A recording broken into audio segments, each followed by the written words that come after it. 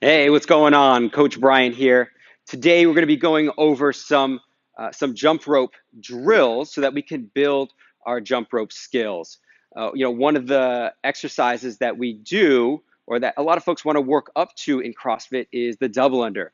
The ability to pass the rope under two times, one, two, one, two, one, two, with a single hop. But everybody kind of wants to jump into that. But before we do that, we need to get a solid foundation of single unders and know how to progress to the double under before we do that. So the first thing we need to do is establish a solid rhythm, right? A solid rhythm of just single unders. So what that looks like is just being able to do one hop and one turn of the wrist together.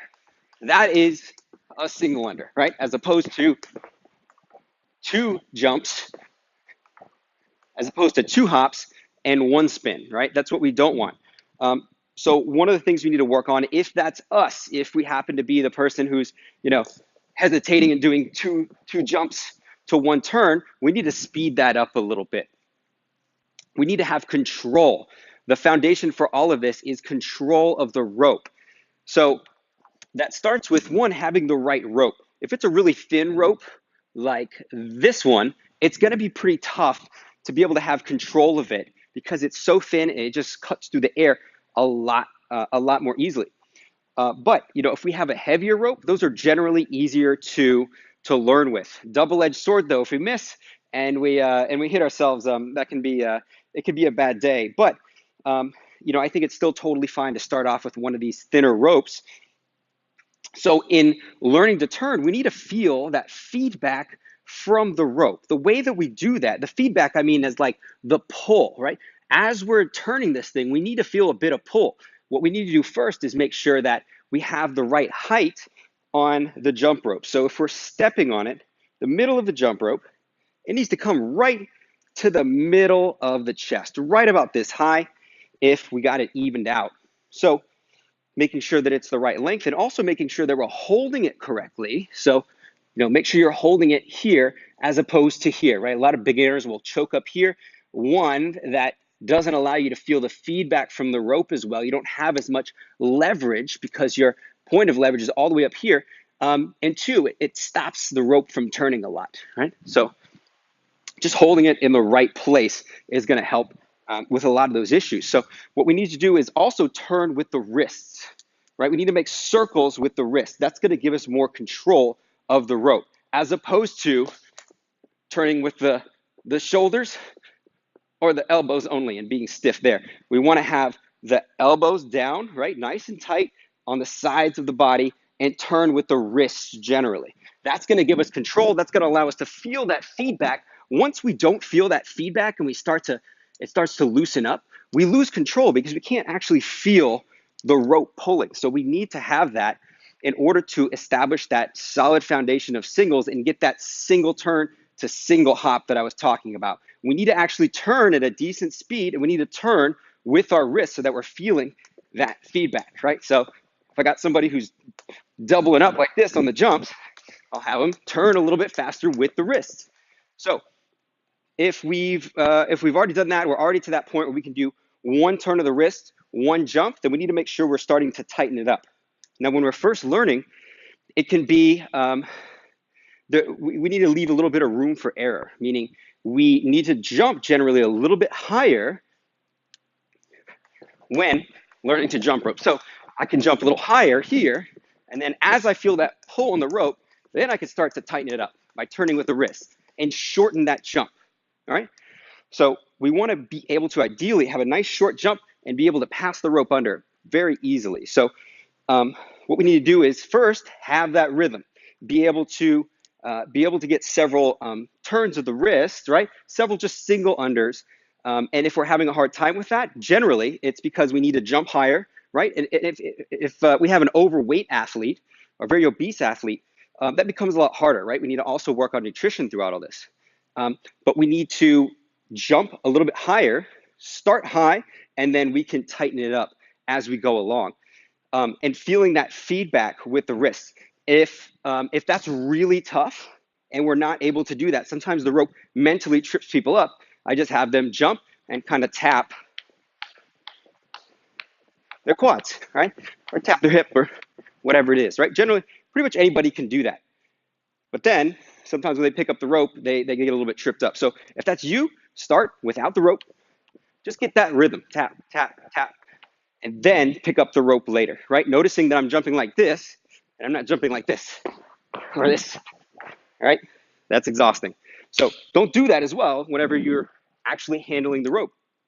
So a drill that we can do to learn the double under is firstly getting that rhythm. I shouldn't have picked up the rope yet. Getting that rhythm of one large power jump and two turns of the wrist, right? So the power jump is different. It's higher than the regular jump for the jump rope. So this is a regular hop for a jump rope, and then this is the power jump. That's what we want to use when doing the double under. 1, 2, 1, 2, 1, 2, 1, 2. We can do that same drill of just kind of tapping our sides in order to practice that, just to make sure we have that rhythm, to build that confidence if we're not feeling confident with the regular rope. From there, if we've got a solid foundation of singles, then we can do, a good 10 singles and then attempt a double. 10 singles, attempt a double. Now, when we're first learning, a lot of times we're not going to hit that initial double, right? Or we're going to anticipate it, or it's going to feel tough. But if we miss it, the key is to keep jumping. So it's really tough to learn double unders when an athlete turns and then stops, right? Or they'll stop, right? They'll stomp on the ground. Don't do that, right? Continue to jump. Right? In karate, they say, but it's like if you want to break the board, see past the board. This is seeing past that board. See past that double under attempt. Don't get tripped up by it. If you're getting tripped up by it, let the rope go, jump, do the taps on the side, and then pick the rope up when you're feeling more confident, right? But you want to get a solid foundation, of singles, and then go into that double attempt. If you miss, then don't stomp. Just keep jumping. If you miss, fine, right? I missed, but I kept jumping, right? I followed on. I assumed that I was going to get it, and then just follow on, keep jumping. And then after you realize you didn't make it, then stop jumping. But it should be a surprise to you if you do not get it, or if you trip up, right? Don't expect to not get it and then stomp on the ground.